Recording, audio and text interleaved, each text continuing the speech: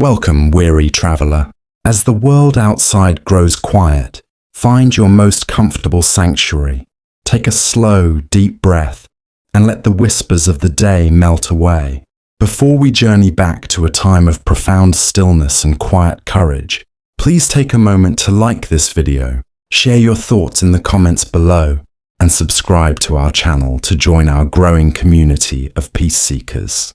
Your support helps us continue to bring you these journeys of calm. Tonight, we invite you to close your eyes, or simply gaze into the dancing shadows, as we drift through the hushed world of the American frontier. Imagine a small, solitary cabin, a tiny beacon of warmth against an immense frozen wilderness. This is the story of how frontier families not only survived the harshest, coldest nights, but found a deep, enduring peace within the quiet rhythm of their lives. Let the ancient echoes of their resilience become your lullaby. Your journey to restful sleep begins now. The night, with all its cold and stillness, begins to yield not to a sudden burst of light, but to a subtle, almost imperceptible shift in the atmosphere. The deepest hours have passed, and a quiet promise hangs in the air. The first to feel it is often the sentry, the one who has held a half-conscious vigil throughout the dark. A father might stir first, his senses attuned to the silent cues of the pre-dawn. There is no rush, no sudden movement, only a slow, gentle awakening from the deep sleep of exhaustion. His first breath of the morning air is a reminder of the night's triumph. The air is so cold it feels sharp, a stinging sensation that clears the mind. He pushes back the heavy quilt, the rough wool momentarily clinging to his skin, before the icy air makes him pull it back closer. But the time has come. With a slow, deliberate motion, he rises from his bed on a low cot, each joint and muscle protesting the cold.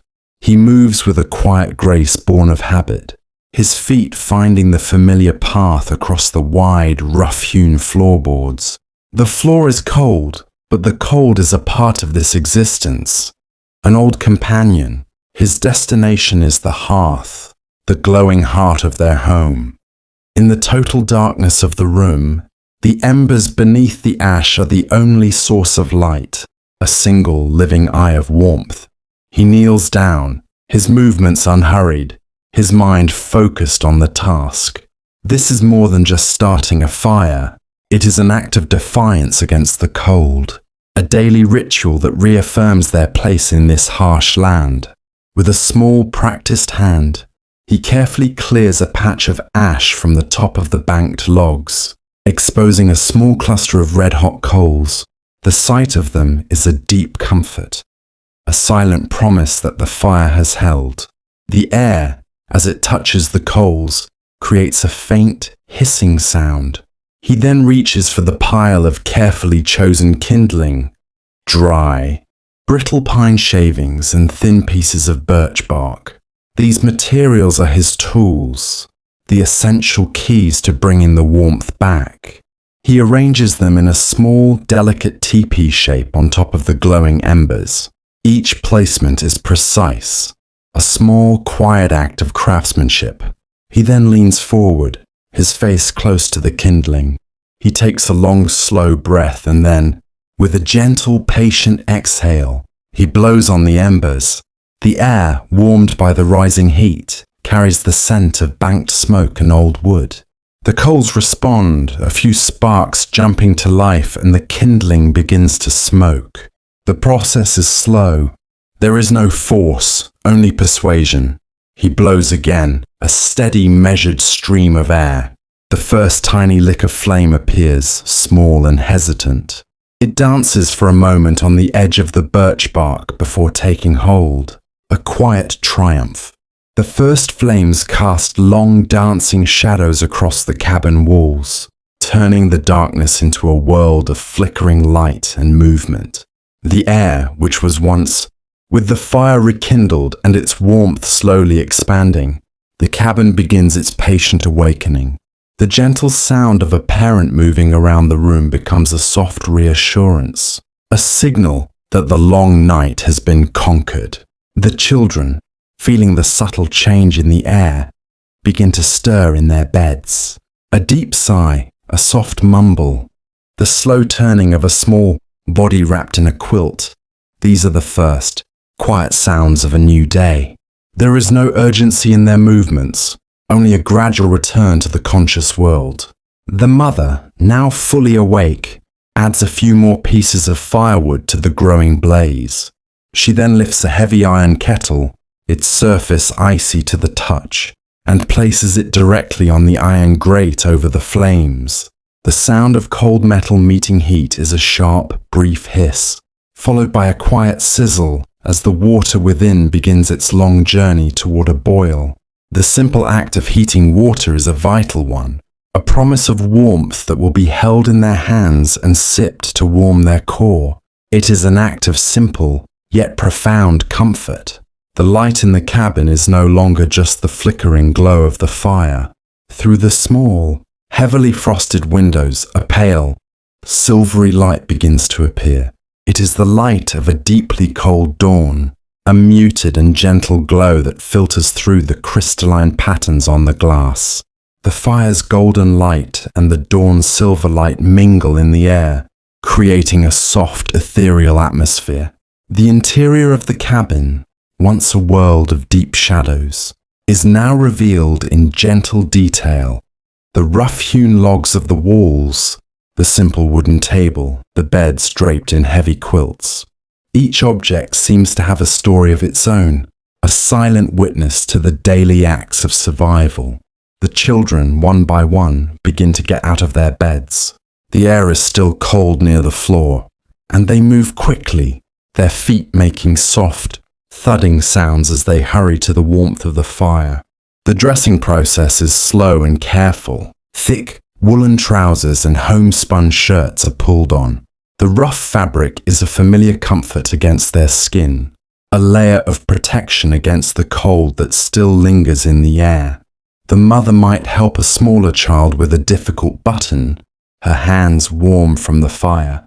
There are no words exchanged, just quiet, focused actions.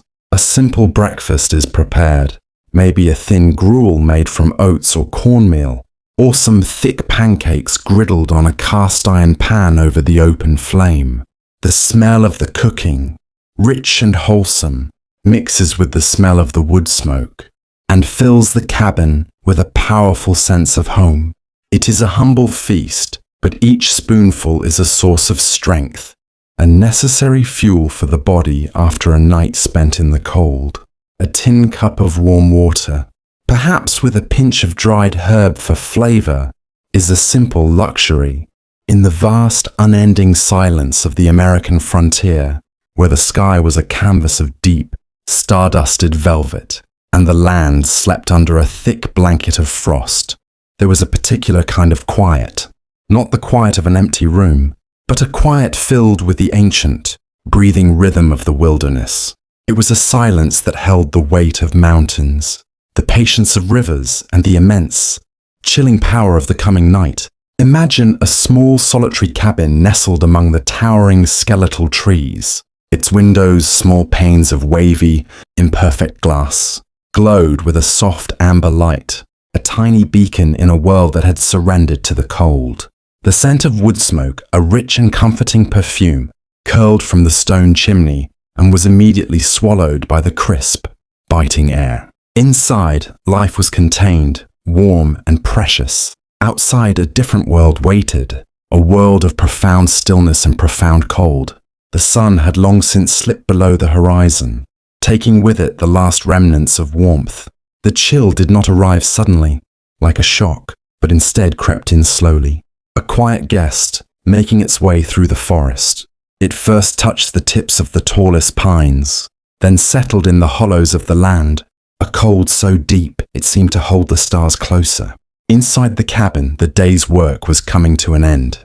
The sound of a broom made of bundled twigs rustling softly against the wide plank floor. The rhythmic clink of tin plates being stacked.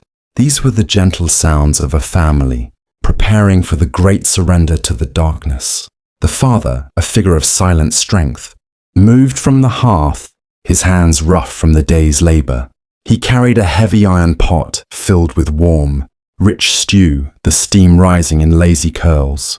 The aroma of wild venison and root vegetables filled the air, a simple promise of nourishment and comfort.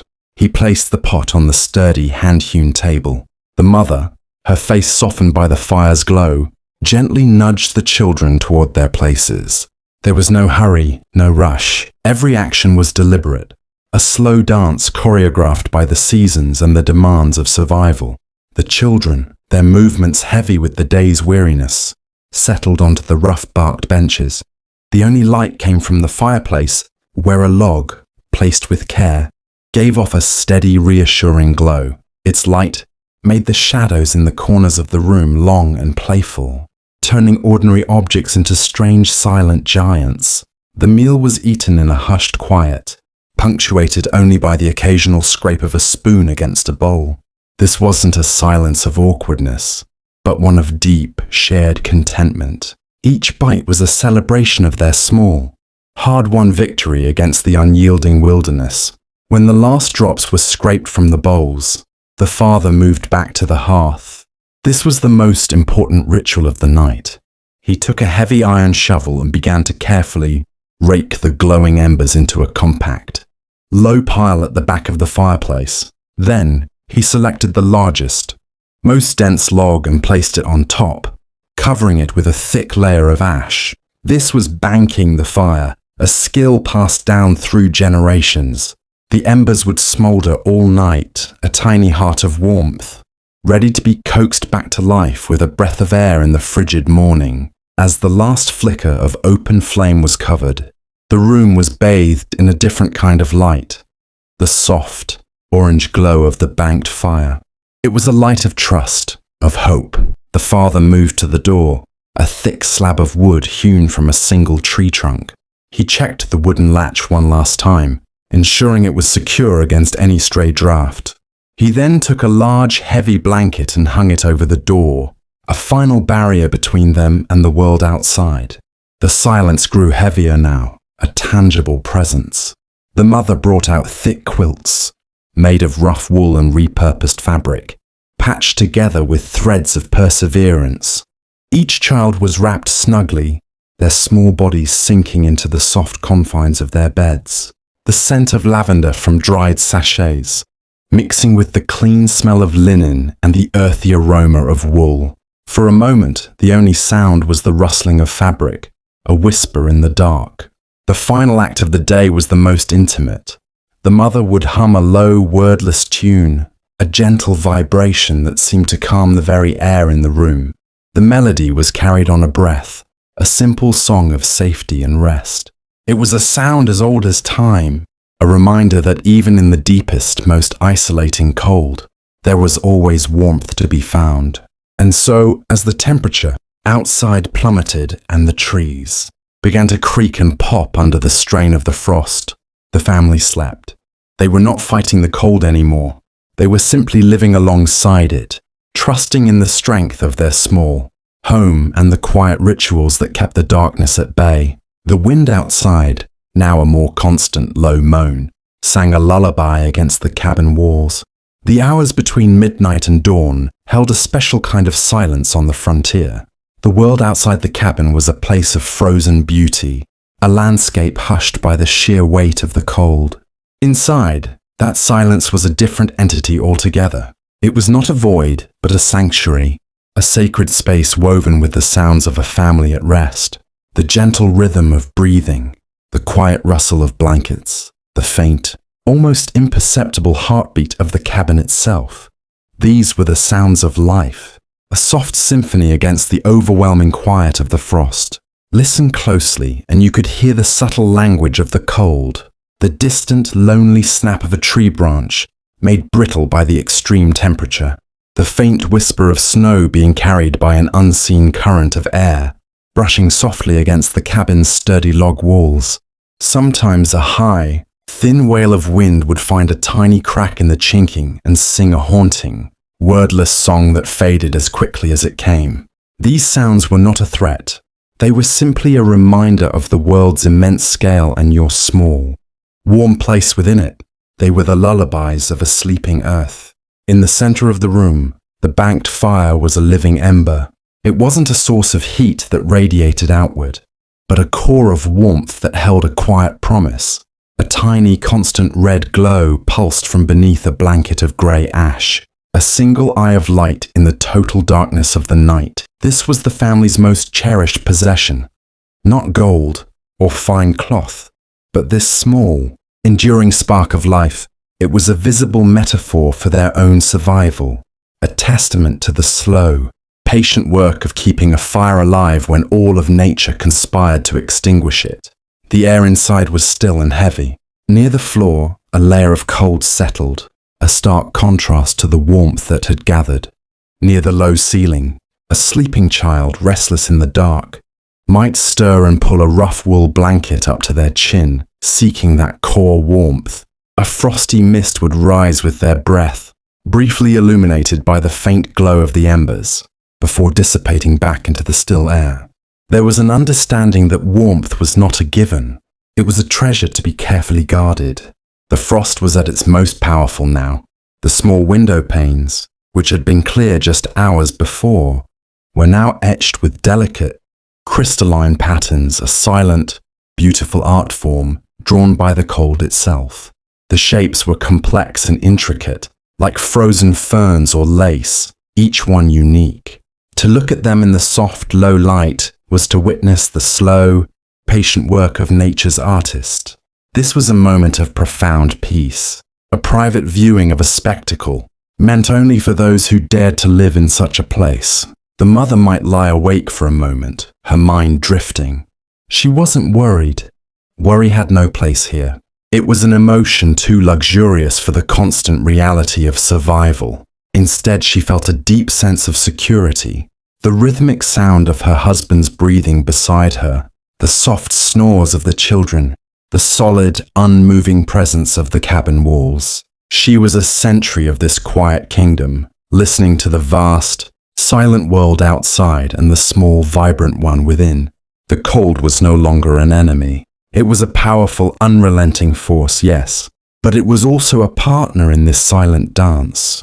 It made the cabin feel smaller, more intimate, a true haven. It gave purpose to every log, every stone, every banked ember. As the night wore on, the cabin held fast, a small vessel of warmth floating in an endless sea of cold, its occupants trusting that the strength of its walls and the quiet, smouldering heart of the fire would see them through until the first hint of morning light. The night, with all its cold and stillness, begins to yield not to a sudden burst of light, but to a subtle, almost imperceptible shift in the atmosphere. The deepest hours have passed, and a quiet promise hangs in the air. The first to feel it is often the sentry, the one who has held a half-conscious vigil throughout the dark. A father might stir first, his senses attuned to the silent cues of the pre-dawn. There is no rush, no sudden movement, only a slow, gentle awakening from the deep sleep of exhaustion. His first breath of the morning air is a reminder of the night's triumph. The air is so cold it feels sharp, a stinging sensation that clears the mind. He pushes back the heavy quilt, the rough wool momentarily clinging to his skin, before the icy air makes him pull it back closer. But the time has come. With a slow, deliberate motion, he rises from his bed on a low cot, each joint and muscle protesting the cold. He moves with a quiet grace born of habit, his feet finding the familiar path across the wide, rough-hewn floorboards. The floor is cold, but the cold is a part of this existence, an old companion. His destination is the hearth, the glowing heart of their home. In the total darkness of the room, the embers beneath the ash are the only source of light, a single living eye of warmth. He kneels down, his movements unhurried, his mind focused on the task. This is more than just starting a fire. It is an act of defiance against the cold, a daily ritual that reaffirms their place in this harsh land. With a small, practiced hand, he carefully clears a patch of ash from the top of the banked logs, exposing a small cluster of red-hot coals. The sight of them is a deep comfort, a silent promise that the fire has held. The air as it touches the coals creates a faint hissing sound. He then reaches for the pile of carefully chosen kindling.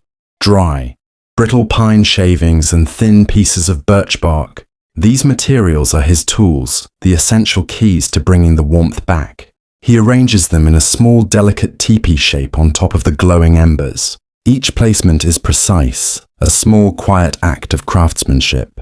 He then leans forward, his face close to the kindling. He takes a long, slow breath and then, with a gentle, patient exhale, he blows on the embers. The air, warmed by the rising heat, carries the scent of banked smoke and old wood. The coals respond, a few sparks jumping to life, and the kindling begins to smoke.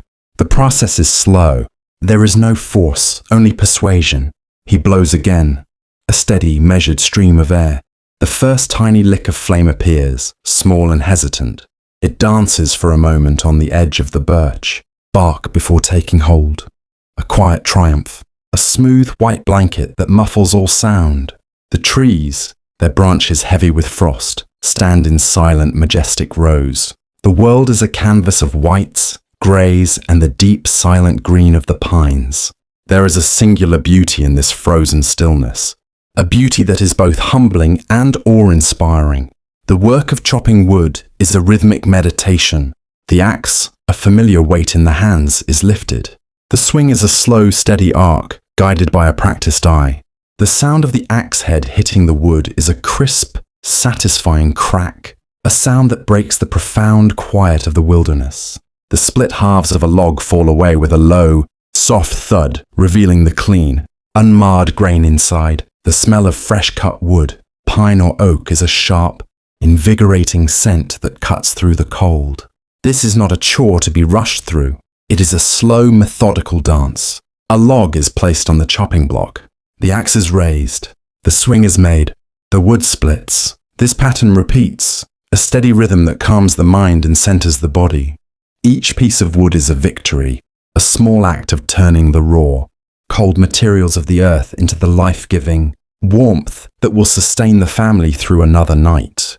The warmth of the fire is not just a gift, it is a result of this quiet, persistent labor.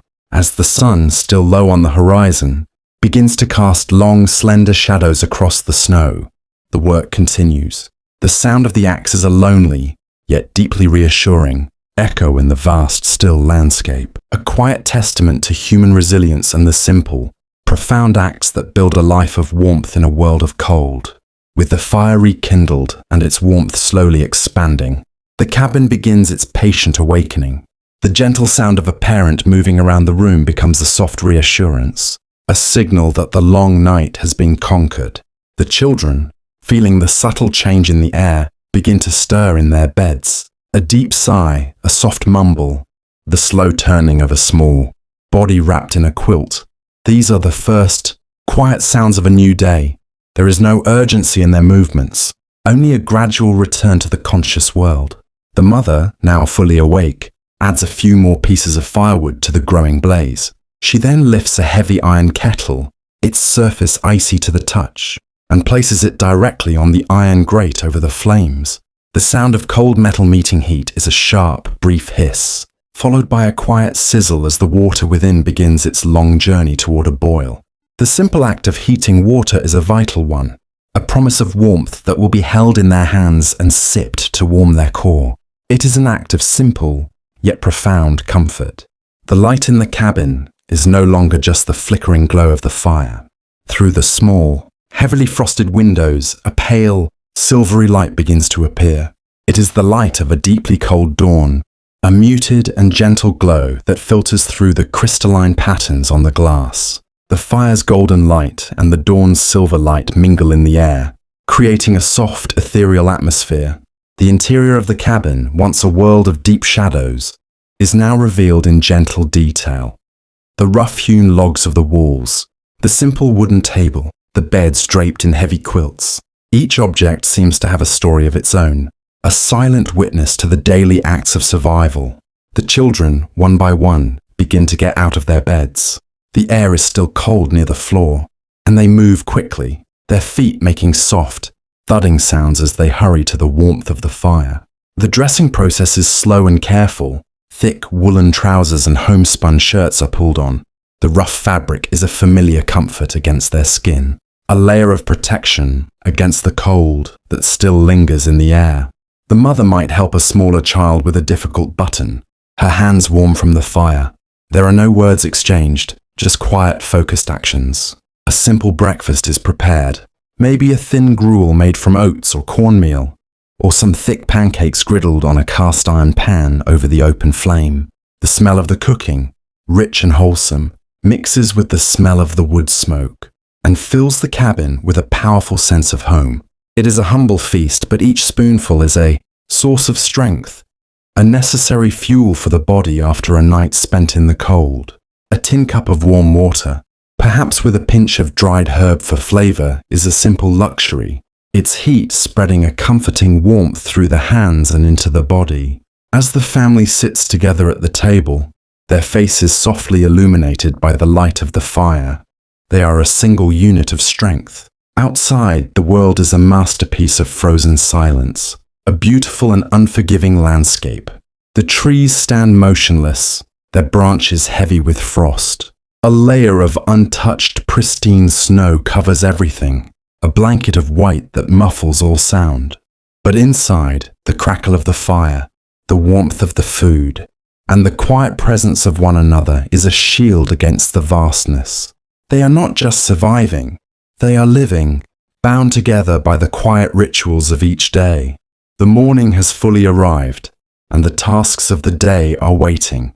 But for this quiet moment, the family simply exists, a small, warm pocket of life in a world of profound cold. The fire is a steady, reassuring presence, its light a constant companion against the pale light of the winter sun. With the fire's warmth fully established and the simple, sustaining breakfast finished, the day's most crucial work begins to call. It is a quiet call, a silent beckoning from the immense wilderness outside. The first task of the day, a constant ritual of existence on the frontier, is the gathering and preparation of wood. It is a task that must be done with intention, for a home in the deep cold is only as safe as its supply of fuel. The process of preparing to step into the frigid air is slow and deliberate.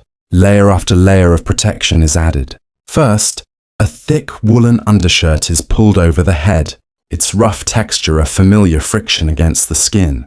Then, a homespun outer shirt, and over that, a heavy worn coat, perhaps made of canvas or thick wool. Each layer is a small, quiet act of fortifying oneself against the profound cold. The legs are covered in thick trousers, and the feet are tucked into heavy wool socks. Finally, thick leather boots, their laces pulled tight, are a final sturdy shield. A scarf, woven from thick, durable thread, is wrapped around the neck and chin, leaving only the eyes and nose exposed. The breath, even inside the cabin, turns to a visible mist as it hits the slightly cooler air near the door. With a final shared glance at the warm, glowing hearth, the door is unlatched. The heavy wooden slab, a barrier of safety, swings inward with a soft groaning sound. The outside world rushes in, not as a sound, but as a physical sensation. The air is so cold it feels sharp, clean, and utterly still. It holds a different kind of quiet from the one inside. This is a vast, expansive silence, a silence filled with the weight of the forest and the endless, glittering landscape of snow. The first step onto the packed earth or snow is a deep breath, and the lungs fill with a crisp, pure air that makes the body feel both alert and small. A path, packed hard by previous journeys, leads to the woodpile. The snow on either side is pristine, a smooth white blanket that muffles all sound. The trees, their branches heavy with frost, stand in silent, majestic rows. The world is a canvas of whites, greys, and the deep, silent green of the pines. There is a singular beauty in this frozen stillness, a beauty that is both humbling and awe-inspiring. The work of chopping wood is a rhythmic meditation. The axe, a familiar weight in the hands, is lifted. The swing is a slow, steady arc, guided by a practiced eye.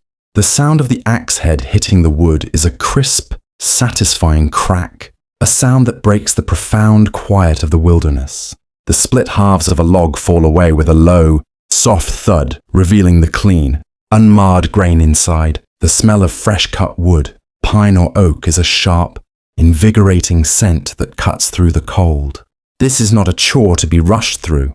It is a slow, methodical dance. A log is placed on the chopping block. The axe is raised. The swing is made. The wood splits. This pattern repeats, a steady rhythm that calms the mind and centers the body. Each piece of wood is a victory, a small act of turning the raw, cold materials of the earth into the life-giving warmth that will sustain the family through another night. The warmth of the fire is not just a gift, it is a result of this quiet, persistent labor. As the sun, still low on the horizon, begins to cast long, slender shadows across the snow, the work continues. The sound of the axe is a lonely, yet deeply reassuring, echo in the vast, still landscape, a quiet testament to human resilience and the simple, profound acts that build a life of warmth in a world of cold. The rhythmic work of chopping wood is the heart of the morning, a constant, soothing beat against the silence. But it is not the only task required to sustain life in this frozen world. With the first armfuls of freshly split wood stacked neatly near the cabin door, the next series of quiet, purposeful actions begins. These are the small, vital tasks that connect the family to the land around them, turning the raw materials of the wilderness into the very fabric of their survival. Water is a precious resource in the deep cold. The stream, a few hundred feet from the cabin, is now a long, frozen ribbon of silence. Its surface is a solid, opaque sheet of white ice, but beneath it the water still moves, a liquid secret. The path to the stream is a well-trod line in the snow, a testimony to a daily, necessary pilgrimage. A child might be given a small, sturdy bucket to carry, their small steps making a soft, rhythmic crunch on the packed snow. The air feels even colder near the water, a stillness that carries the raw scent of ice and ancient stone. Reaching the stream, the father uses a thick, heavy pick to chip away at a specific spot on the ice, a place where the water runs swiftly and freezes, less solidly. The sound is a series of sharp, resonant clinks echoing in the vast quiet. With patience and strength, a small hole is created, revealing the dark, flowing water beneath. The sight of the liquid, so alive and free beneath the frozen surface, is a profound moment. The bucket is lowered carefully, the metal making a cold, ringing sound as it is submerged. The water, clear and clean, is drawn up, a life-giving weight that must be carried back to the warmth of the cabin. On the way back, the father might pause to check a small trap line he has set. These traps are not for sport, but for necessity. The frozen world offers little food, and every small animal, a rabbit or a squirrel, is a precious source of sustenance. The work of checking the traps is a quiet act of observation. He looks for tracks in the snow, for any sign of life, his eyes reading the silent stories left behind on the white canvas of the earth. His movements are slow and deliberate, a testament to a deep patience that has been cultivated by the wilderness itself. The snow reveals a silent language, the delicate tracks of a deer, the small quick marks of a field mouse, the wide prints of a fox. He is a part of this silent conversation. Back near the cabin, a small yet significant task awaits. The food larder, a simple structure built of logs a few yards from the cabin, needs to be checked. Its walls are thick, and its contents are safe from the cold. A store of dried meats, preserved vegetables and grains. The door to the larder is a heavy one, and its hinges groan softly in the cold air. Inside, the air is thick with the scent of dried herbs and salted meat. It is a humble treasury, a repository of the work of a warmer season, a promise of continued life through the long, dark winter. As the sun climbs higher in the sky, casting a pale, silver light across the snow, the family's outdoor work for the morning comes to a close. The arms are full of freshly cut wood, of a heavy bucket of water, of a small, hard-won rabbit for the evening stew. The journey back to the cabin is a pilgrimage of quiet satisfaction. The smoke from the chimney, a steady, thin line of grey against the white sky, is a warm and welcoming beacon. The sight of it is a powerful reassurance, a symbol of their enduring home. The door opens. The warmth of the cabin spills out for a brief, glorious moment, and then the heavy door closes behind them, sealing the outside world away. The sounds of the wilderness, the wind, the crunch of snow are replaced by the gentle, familiar sounds of the home, the crackle of the fire, the soft clink of a kettle being placed on the hearth. The day's survival has been secured, and the family is once again contained in their small, warm world. As the morning's outdoor labours fade into memory, the afternoon settles over the cabin, bringing with it a deep and profound stillness. The sun, having climbed to its highest point, now casts a pale, golden light through the small window panes, illuminating the dust motes dancing in the air like tiny, silent stars. The warmth from the fire is no longer a conquering force, but a constant, comfortable presence that fills every corner of the small room, a soft, invisible blanket that invites rest and quiet work. This is the time for the patient, repetitive tasks of the home. The mother might sit near the hearth, a small oil lamp ready for when the light begins to fail. In her hands, a needle moves in and out of a piece of worn cloth, a slow, continuous dance of mending.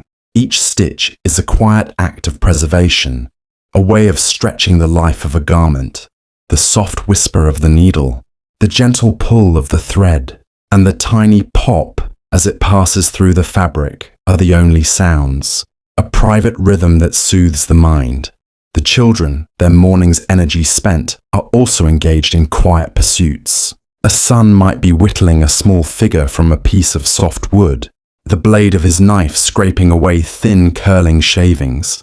The sound is a soft, rhythmic whisper. The scent of fresh pine or cedar fills the air around him, a clean, woody aroma that mixes with the scent of the fire.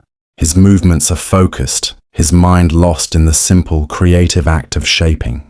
A daughter might be winding wool onto a spindle, her small hands moving with a graceful precision. The spindle turns with a soft hum, a quiet, reassuring sound that seems to hold the very air in place. The cabin air is thick with the scent of home. The earthy smell of the dried herbs hung from the ceiling mingles with the faint sweetness of baking cornbread and the ever-present aroma of wood smoke. These scents are not just odours. They are layers of comfort, a complex perfume of survival and quiet domesticity. The world outside may be a land of ice and wind, but inside it is a world of warmth and nourishment, created by 1,000 small, deliberate acts. The father, having finished his outdoor work, might be inspecting his tools. He might sit on a low stool, running a sharpening stone over the blade of his axe. The shick-shick sound of the stone against the metal is a deep, resonant rhythm, a sound that speaks of care and preparation. He is not just sharpening the axe. He is preparing for tomorrow, an act of silent faith in the continuation of life. He is a part of this quiet scene, a sturdy, silent presence. His focus is deep and calm as the fire itself. As the sun begins its slow descent toward the western horizon, the light in the cabin changes. The golden hues give way to a softer, more diffused glow. The shadows lengthen, and the corners of the room begin to fill with the quiet darkness of the approaching evening. The air, though still warm, holds a new stillness, a prelude to the profound cold that will soon return. The pace of the work does not quicken, but a sense of completion begins to settle in. The mending is finished, the whittling is set aside, the tools are put away. The cabin, once a simple structure of logs, has become a living, breathing entity. Its walls hold not just warmth, but the quiet hum of a life well lived. It is a world unto itself, a small pocket of security against the vast, cold emptiness of the frontier. As the day quietly draws to a close, the family rests in the soft, peaceful glow of the fire, their bodies and minds centered by the simple, enduring rhythms of their existence. As the last golden light of the afternoon fades from the cabin's small windows, a new kind of quiet settles over the room. It is the stillness of a world preparing for the deep freeze of the night. The warmth of the afternoon sun has vanished, and the cold, silent weight of the wilderness once again begins to press in from all sides. Inside, however, a different kind of warmth is taking hold, a comfort born of the evening meal. This is the quiet hour of nourishment, when the day's patient labor is transformed into a source of enduring strength. The heart of this evening ritual is the pot that hangs over the hearth. It is a large, heavy iron vessel, dark and well seasoned, that has been simmering for hours. The sound it makes is a soft, continuous bubble, a sound as ancient as the fire itself. The aroma it releases is a complex and soul-soothing perfume.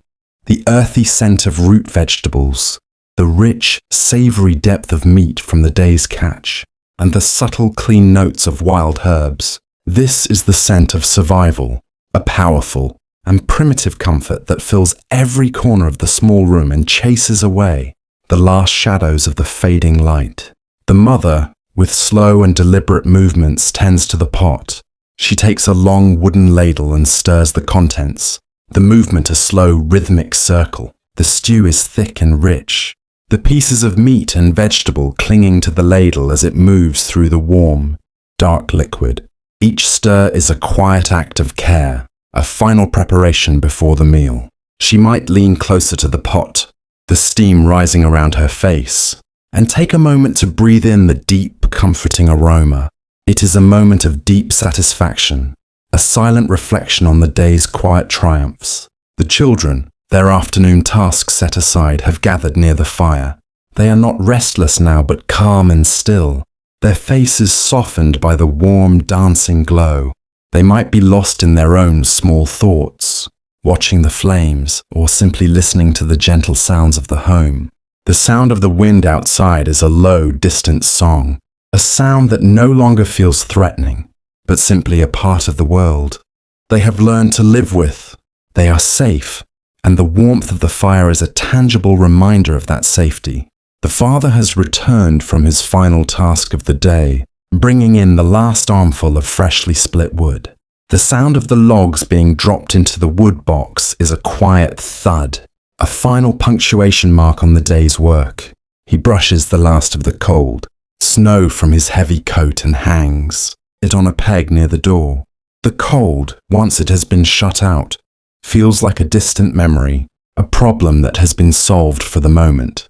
The cabin is now a sealed, warm cocoon, a single point of light in the vast, silent darkness. The small table is set with care. There are no fancy dishes, just simple tin plates and carved wooden bowls. The surfaces are worn smooth with use, each one a testament to countless meals and quiet moments. A simple oil lamp is lit, its flame a steady, silent counterpart to the firelight. Its soft light illuminates the table, making the steam from the hot food seem to glow as it rises into the air. The family gathers around the table, their chairs scraping softly on the floor.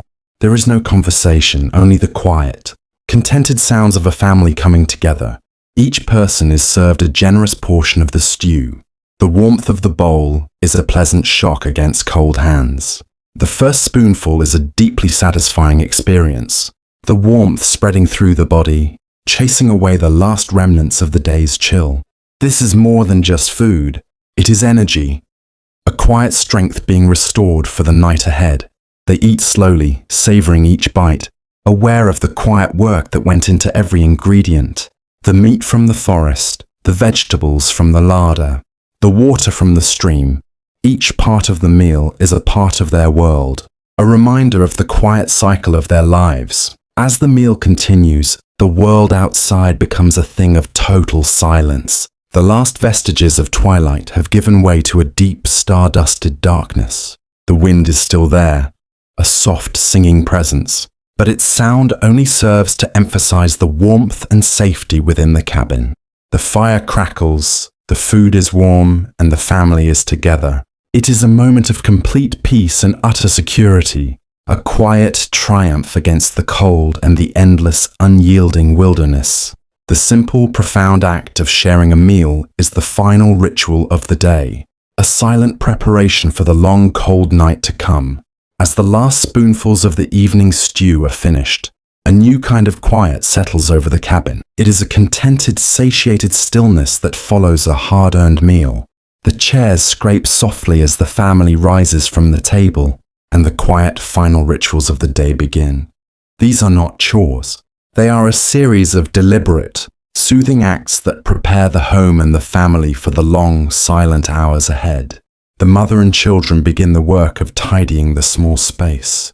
There are no sinks or running water, so the tin plates and wooden bowls are carefully wiped clean with a piece of cloth. The scrape of the cloth against the metal is a soft, rhythmic whisper. The bowls are then stacked neatly on a small wooden shelf, their surfaces smooth and cool to the touch.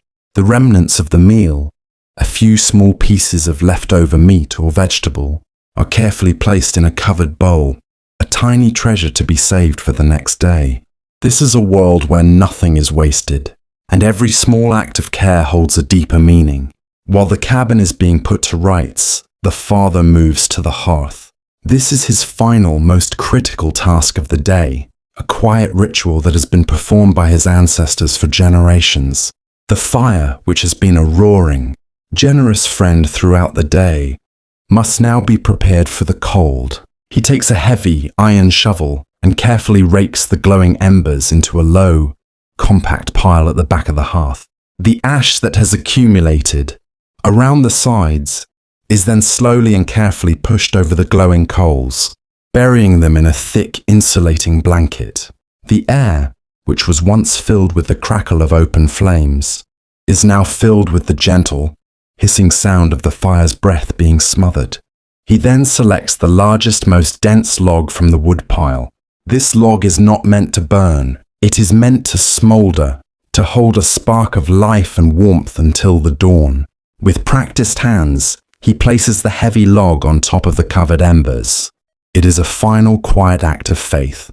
The fire is now a secret, a sleeping heart beneath a cover of ash, and the room is plunged into a new kind of darkness, illuminated only by the faint, pulsing glow that seeps from beneath the log. This is a powerful visual metaphor for their life, a small, persistent spark of hope surviving against the vast, cold darkness. The children, their energy spent, are now ready for bed.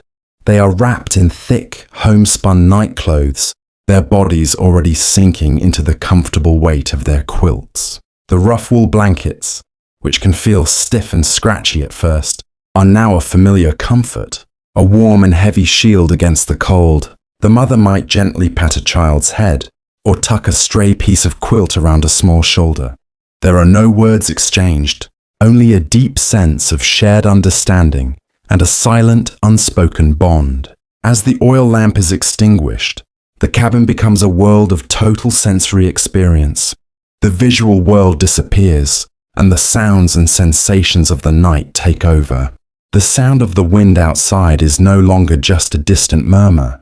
It is a close, intimate presence, singing a low, endless song against the cabin walls. The air, which was still and warm near the ceiling, is now growing noticeably colder near the floorboards, a quiet, physical reminder of the world outside. The scent of wood smoke, rich and comforting, begins to mingle with the clean, sharp smell of the encroaching cold. The parents settle into their own bed, their bodies finding a comfortable rhythm. They are not asleep yet. They are listening. They listen to the wind, to the quiet creak of the logs, to the slow, steady breathing of their children. They are a quiet, watchful pair, the sentries of this small, warm world. Their presence is a final reassurance, a silent promise that everything is in its proper order, that the cold will be held at bay for another night. And so, as the world outside surrenders to the deepest, most profound silence of the night, the small family inside rests. They are not fighting the cold, they are living alongside it, trusting in the strength of their cabin, the warmth of their fire, and the quiet, enduring love that binds them together. The only sound is the soft, rhythmic sighing of the wind, a soothing lullaby that carries them into the quiet depths of sleep. As the hours of the night unfold, the world outside the cabin enters its most profound and silent state. The air, cleared of all warmth, holds a stillness so complete it seems to hum with a quiet energy. This is the heart of the cold, the time when the stars burn with an almost painful brilliance and the frost settles over everything, like a blanket of crushed diamonds. It is a world of pure, unyielding beauty, but it is a beauty that exists in a state of utter, frozen stillness. Inside the cabin, the stillness is different. It is a stillness born of deep rest and profound safety. The sound of the wind, which was once a low murmur, has now become a constant, quiet presence. It is a soft, rhythmic song that sings against the solid log walls, a sound that does not threaten, but rather reassures. It is the sound of the vast world being held at bay, a lullaby that whispers of the strength of the home. The wind's moan against the chimney is a soft, low vibration that seems to settle in the very bones, a natural, calming rhythm that cradles the sleeping family. The cabin itself feels like a living, breathing creature. In the deep quiet, one can hear its slow, subtle language, the soft, resonant pop of a log as the extreme cold causes it to contract, the barely audible whisper of snow being carried across the roof. These sounds are a part of the night, not a disturbance, but a testament to the enduring presence of the shelter. The air inside, though not warm, is held at a temperature that makes life possible. The floor, cold as stone to a waking foot, holds the frigid air in a low layer, while the air near the low ceiling retains the last of the day's heat. The banked fire, now completely hidden beneath its blanket of ash, is a silent yet powerful force. Its presence is felt more than seen. A small, faint glow seeps from a tiny crack between the logs, a single point of red light that pulses with a secret, enduring warmth. It is a small, quiet heart that beats in the darkness, a promise that the cold will not win. To be near it is to feel its subtle power, a heat that emanates not from a flame, but from a core of contained, patient energy. It is a symbol of hope, a silent, smouldering victory against the deep night. The children are lost in the deep, restorative sleep of childhood. Their bodies, heavy with the day's simple labors, are now completely at rest. Their breathing is soft and rhythmic, a sound that is both a comfort and a quiet reminder of the life that is being so carefully protected. Their dreams, if they have them, are simple and peaceful, perhaps of the day's events. The soft feel of a worn blanket, the smell of fresh cut wood, the quiet joy of a simple meal. There is no anxiety here, no fear, only the deep, contented sleep that comes from a world in which everything is in its proper place. The parents, a silent, wakeful presence in the darkness, are now the guardians of this deep quiet. They are not fighting the cold, they are simply existing alongside it. They might lie awake for a moment, listening to the sounds of the night, to the wind's low moan, to the soft breathing of their children. This is a moment of profound communion, a shared experience of survival and love. They are a single, unmoving point of strength in a world of vast, silent cold. Their thoughts, if any, are not of worry, but of a deep, simple contentment. They have done all that can be done. The home is secure. The fire is banked. The family is safe. As the night continues its slow, patient march toward morning, the cabin holds fast. It is a small vessel of warmth in an ocean of cold, a tiny, glowing beacon that stands in silent opposition to the vastness of the wilderness. The world outside may be a place of breathtaking, frozen beauty, but the world inside is a place of enduring love, quiet strength, and the deep, peaceful silence of a life lived in harmony with the great, patient rhythms of the earth. As the hours of the night unfold, the world outside the cabin enters its most profound and silent state. The air, cleared of all warmth, holds a stillness so complete it seems to hum with a quiet energy. This is the heart of the cold, the time when the stars burn with an almost painful brilliance and the frost settles over everything, like a blanket of crushed diamonds. It is a world of pure, unyielding beauty, but it is a beauty that exists in a state of utter, frozen stillness. Inside the cabin, the stillness is different. It is a stillness born of deep rest and profound safety. The sound of the wind, which was once a low murmur, has now become a constant, quiet presence. It is a soft, rhythmic song that sings against the solid log walls, a sound that does not threaten, but rather reassures. It is the sound of the vast world being held at bay, a lullaby that whispers of the strength of the home. The wind's moan against the chimney is a soft, low vibration that seems to settle in the very bones, a natural, calming rhythm that cradles the sleeping family. The cabin itself feels like a living, breathing creature. In the deep quiet, one can hear its slow, subtle language. The soft, resonant pop of a log as the extreme cold causes it to contract. The barely audible whisper of snow being carried across the roof. These sounds are a part of the night, not a disturbance, but a testament to the enduring presence of the shelter. The air inside, though not warm, is held at a temperature that makes life possible. The floor, cold as stone to a waking foot, holds the frigid air in a low layer, while the air near the low ceiling retains the last of the day's heat. The banked fire, now completely hidden beneath its blanket of ash, is a silent yet powerful force. Its presence is felt more than seen. A small, faint glow seeps from a tiny crack between the logs, a single point of red light that pulses with a secret, enduring warmth. It is a small, quiet heart that beats in the darkness, a promise that the cold will not win.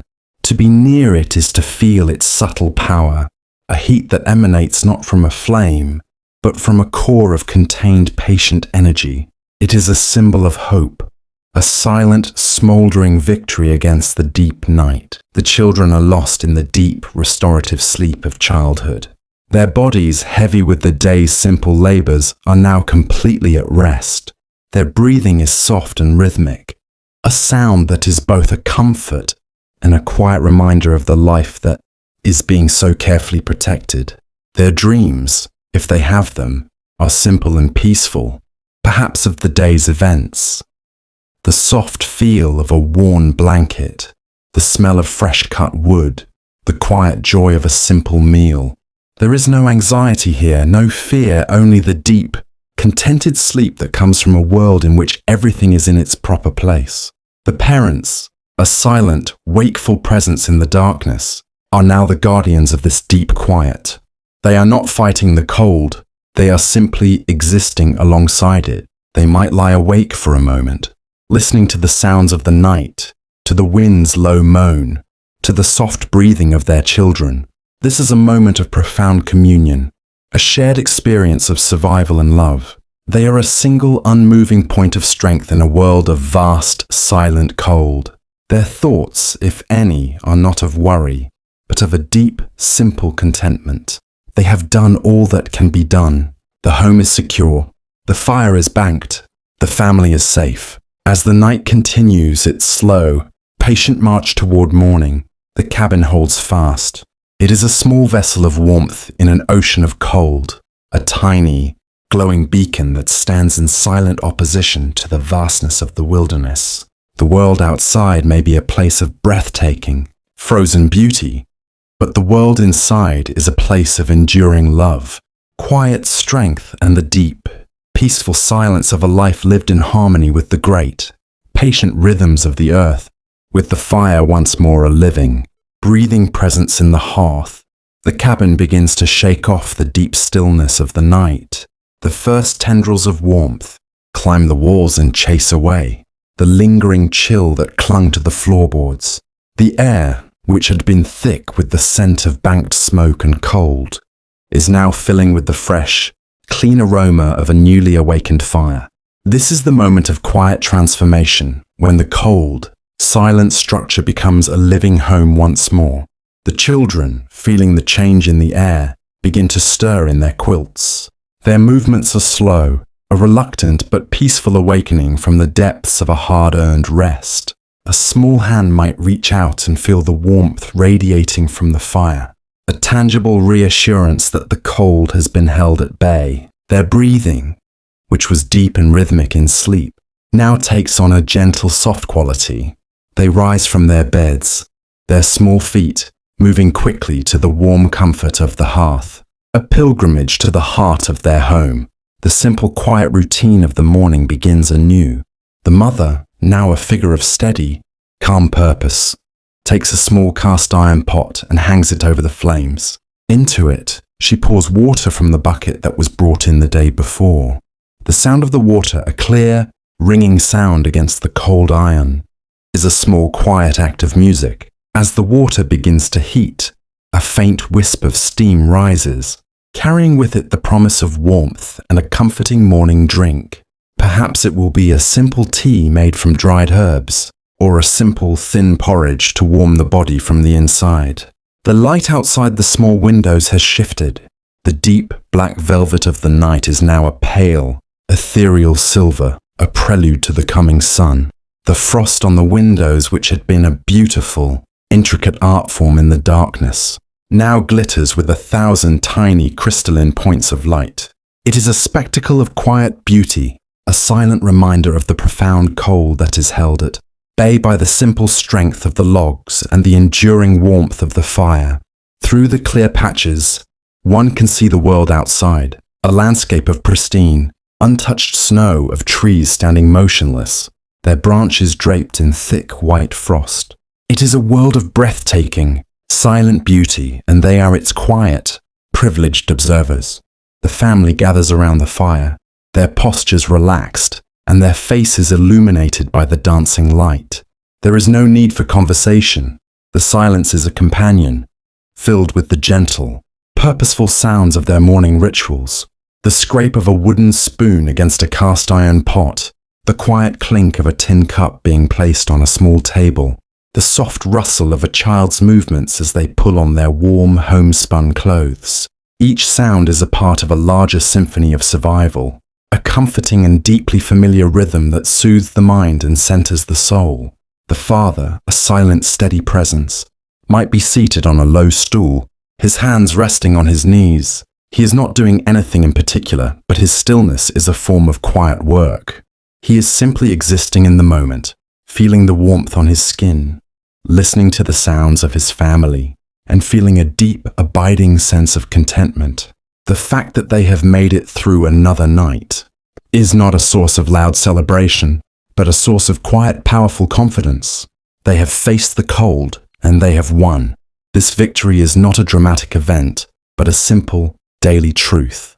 The air is filled with the aroma of the morning meal, a scent that is both a comfort and a deep, primal reassurance.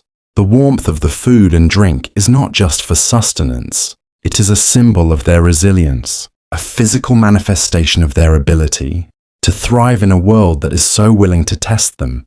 The feeling of a warm mug in cold hands, the taste of a simple, nourishing porridge, the sight of their faces, softened by the firelight. These are the small, simple joys that make the struggle worthwhile. As the sun begins to climb over the eastern horizon, casting a pale golden light across the landscape, the cabin is filled with a sense of quiet, purposeful life. The fire is a steady, reassuring presence. The family is safe, and the day is full of the simple, honest work that will ensure their survival for another night. They are a small, strong unit, living in quiet harmony with the great, patient rhythms of the earth. With the fire's warmth, a steady presence in the cabin, and the morning meal settled, the day's quiet, purposeful work begins once more. This is the rhythm of life on the frontier, a constant, unhurried cycle of tending to the needs of the home and the land. The sun, a pale, distant circle in the pale sky, offers no warmth, only a visual reminder of the day's slow progress. The cold remains a constant companion, but it is no longer an enemy. It is simply a part of the world they inhabit, a silent force to be respected and understood. The tasks of the day are often solitary, but they are also deeply connected to the well-being of the family. The father, his breath a cloud of mist in the frigid air, might venture deeper into the forest. His destination is not random. It is a specific stand of old, dead trees, marked with a deep, silent knowledge passed down through generations. These trees, hollowed by time and nature, provide the best kind of firewood, dry, light, and quick to burn, a perfect fuel for the long nights. His footsteps make a steady, rhythmic crunch on the packed snow, a sound that is both lonely and deeply reassuring. He is a small, moving point in a vast, silent world, a part of a much larger, patient rhythm. He carries only the essential tools, a heavy axe, its blade polished to a mirror shine, and a strong worn rope to bind the wood. There is no conversation, only the silent dialogue between the man and the forest. He knows the language of the trees, the feel of the bark, the sound of the wind through the branches, the way the snow clings to the wood. His movements are slow and deliberate, a quiet dance of strength and precision. He selects a dead standing tree, its trunk a testament to a life lived and ended. He sets the axe, raises it high, and with a slow, powerful swing, he brings it down. The sound is a sharp, resonant crack, a single, sharp note that breaks the profound stillness of the wilderness. The children too have their tasks. A son might be tasked with carrying smaller logs from the main woodpile to the hearth, his small arms wrapped tightly around the rough, cold wood. The effort is quiet, a small, yet significant act of contribution. He moves with a quiet dignity, his head bowed, his breath a small white cloud in the air. This work is not a chore, or it is an education. He is learning the feel of the wood, the weight of a day's supply, the strength required to sustain a family. He is learning a deep, unspoken language of survival. The mother, meanwhile, might be tending to a small, protected area near the cabin, a place where she has a few hardy winter herbs growing in a makeshift cold frame. The air inside the frame is still cold, but it is a gentle cold, a few degrees warmer than the outside world, a testament to her quiet ingenuity. She moves with a gentle, patient grace, her gloved hands carefully tending to the small, living plants. The sight of the green, growing things, so small and fragile against the vastness of the white landscape, is a powerful symbol of hope and life. She might hum a low, wordless tune as she works, a soft melody that is carried on the air, a private, soothing song for herself and for the plants. The day's work is not a rush. It is a slow, steady journey from morning until the afternoon. There is a moment of rest, a quiet pause in the middle of the day. The father might sit on a stump, his breath steaming in the air, and simply look out at the silent, frozen landscape. He might take a small piece of dried meat from his pocket, chewing it slowly, savoring the simple, salty taste. This is not a time for hurried eating, but a time for quiet reflection. He is a part of this world, not an observer. He is connected to every tree, every stone, every silent animal that leaves its tracks in the snow. The wind remains a constant presence, a soft, singing voice that carries the silent messages of the forest. It whispers of the distance, of the cold, but it is no longer an enemy. It is a part of the soundscape, a natural, calming rhythm that accompanies the slow, purposeful work. The crunch of the snow, the snap of the axe, the soft thud of a log. These are the sounds of a life, lived in quiet harmony with the cold. They are the sounds of a life of resilience, of a deep and quiet strength that does not need to be spoken. And so, as the afternoon begins to settle in, the work continues, a patient, unhurried rhythm that is a direct answer to the unyielding power of the wilderness. They are not just surviving, they are living, their small, purposeful movements a testament to the enduring power of a family and the simple acts that hold the darkness at bay. As the afternoon light begins to dim, casting long, slender shadows across the snow-covered landscape, the day's work begins its slow, patient conclusion. The sun, a pale, anemic circle in the sky, is now sinking toward the western horizon, and with its departure, the cold begins to press in once more. With a renewed and profound silence, the body feels the subtle change in the air, a quiet signal that it is time to return to the warmth that has been so carefully tended. The walk back to the cabin is a journey of quiet satisfaction. The arms, which were full of freshly chopped wood, are now carrying a few smaller pieces, a testament to the hard labor that has been completed. The path, which was a simple line in the morning, now feels like a well-worn road, a familiar journey back to the heart of their home. The crunch of the snow underfoot is a rhythmic, comforting sound, a private melody that accompanies the journey. The scent of the cold, clean air fills the lungs, a final, invigorating breath before the return to the enclosed warm air of the cabin.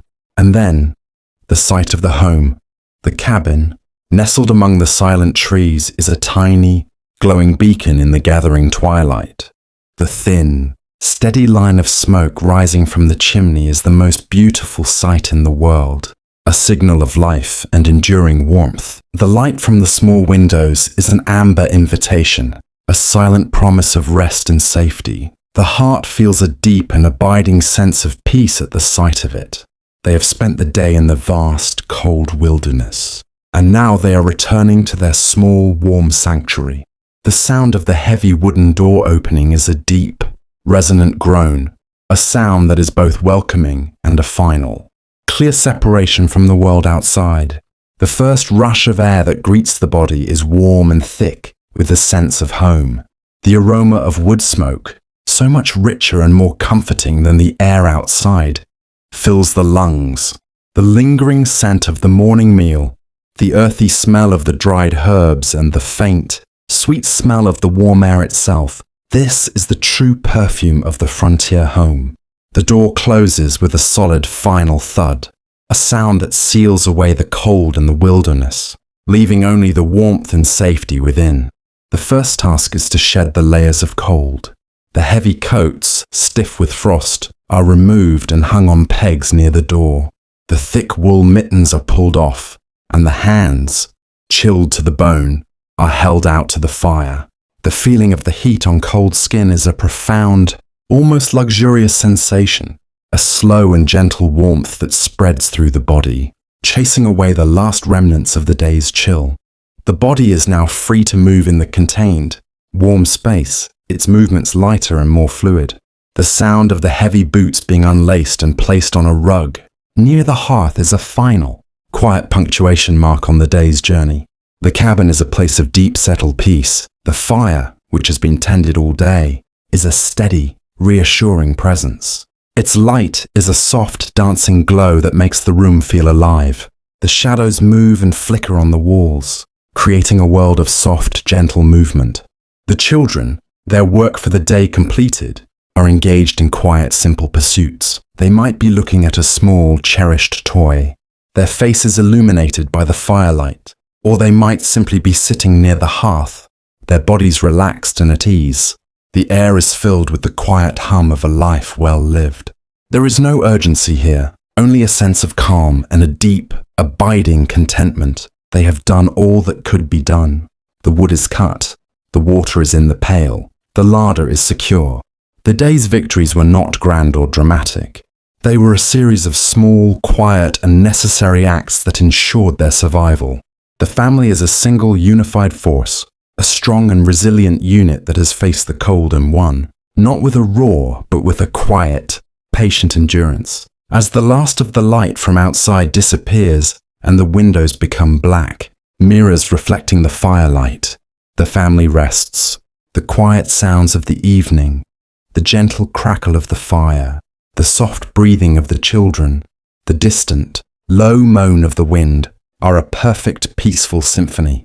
The day is complete and the stage is set for the final, most profound moment of all, the evening meal, a ritual of unity and gratitude that will bind them together and prepare them for the long, silent hours ahead. As the evening meal, a culmination of the day's quiet work, is finally served, the cabin is filled with a deep, abiding sense of peace. The food is simple, yet it is richer than any feast. The warmth of the stew, the earthiness of the vegetables, the satisfying texture of the meat. Each spoonful is a profound comfort, a tangible reward for the day's enduring labor. The aroma, a rich and complex perfume of life and survival, hangs in the air, a silent, comforting presence. The family gathers around the table, their faces softened by the flickering light of the fire. The chairs scrape softly as they settle into their places. The only sounds are the gentle clink of metal spoons against tin plates, the low, satisfied hum of quiet chewing, and the contented sighs that follow a mouthful of warm food. There is no need for conversation. The silence is not empty, but full of a deep, unspoken understanding. This is a moment of profound unity, a shared experience of gratitude and security. They have worked together, endured together, and now they are nourished together. As the meal continues, the world outside falls into a state of total, absolute darkness. The windows of the cabin, once glowing with a soft, inviting light, are now black mirrors that reflect the firelight and the faces of the family. The darkness is a silent, immense ocean, and the cabin is a small, warm vessel floating upon it. The sound of the wind, which once felt like a threat, is now a distant, soothing song, a lullaby that whispers of their safety and their enduring strength. They are not fighting the night, they are simply living within it, in a small, warm world of their own making. The and more in the story is not found in the grand acts of heroism, but in these small, quiet moments. It is the deep, abiding love that is felt in the gentle passing of a bowl. It is the quiet courage that allows them to face the cold each day. It is the profound contentment that comes from knowing that their home is their sanctuary. The more is the silent, unbreakable bond that holds them together. A bond woven from the threads of shared struggle and quiet triumph. It is a love so deep and so calm that it does not need to be spoken. It is simply felt, a warm and constant presence in the very air of the cabin. As the last spoonfuls are eaten, a sense of deep satiation settles in. The body feels heavy with a gentle tiredness, the kind that comes after a day of honest, purposeful work. The children, their bellies full and their minds at peace, begin to prepare for bed. They move with a quiet, deliberate grace. Their movements a testament to a life lived in harmony with the rhythms of the day and night. The mother gently tucks them into their quilts. Her hands a final, warm reassurance against the cold of the coming night. The father moves to the hearth for the last time. He performs the final sacred act of the day, the banking of the fire. The process is slow and meticulous. He rakes the embers, places the heavy log on top, and covers them with ash. The sound is a soft, gentle hiss, the final quiet sound of a long day. The fire, which has been a source of light and warmth for so long, is now a sleeping heart, a silent promise that it will return in the morning. The cabin is plunged into darkness save for the faint, red glow that seeps from beneath the log. It is a light of trust, of faith, and of enduring hope. And so, as the cabin falls into a deep, profound silence, the family sleeps. They have faced the cold and the darkness, and they have won. Not with a roar or a great battle, but with the quiet courage of a day well lived.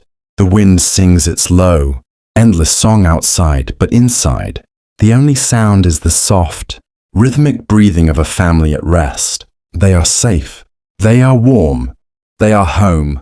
The story ends here, not with a dramatic flourish, but with a gentle, peaceful conclusion, a quiet tableau of a life lived in harmony with the world, where every cold night is met with the quiet, unyielding strength of a family bound together by love and the simple, profound warmth of a fire. The journey is complete, and the final destination is a state of deep, tranquil peace.